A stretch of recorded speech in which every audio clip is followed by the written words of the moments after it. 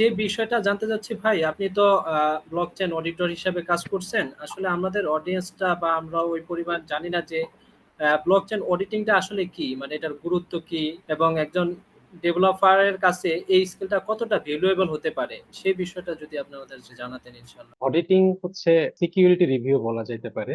Security review specially এটাকে হচ্ছে audit বলে, কারণ ফাইন্যান্সিয়াল অডিট থেকে অডিটিং ওয়ার্ডটা আসছে, বাট এটা প্রোগ্রামিং এর ভাষায় অ্যাকচুয়ালি বলতে গেলে এটা সিকিউরিটি রিভিউ, একটা কোড বেসের সিকিউরিটি রিভিউ। এখানে যেটা বেসিক্যালি করা হয় যে আমরা ধরেন সলিডিটি কোড বেস ব্যবহার করি, আমরা ইউজ করি, তো সলিডিটি কোড বেস এর মধ্যে প্রচুর পরিমাণে হচ্ছে ভালনারেবিলিটিস থাকতে পারে।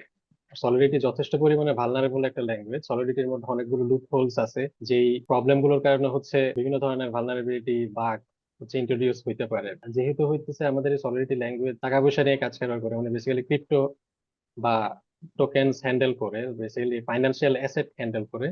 তো এই কোড বেস সিকিউর হওয়াটা খুবই খুবই গুরুত্বপূর্ণ। বেসিক্যালি আমরা আমরা সিকিউরিটি ঠিক আছে কিনা এই জিনিসটা চেক করি হচ্ছে বেসিক্যালি অডিটিং এর মাধ্যমে।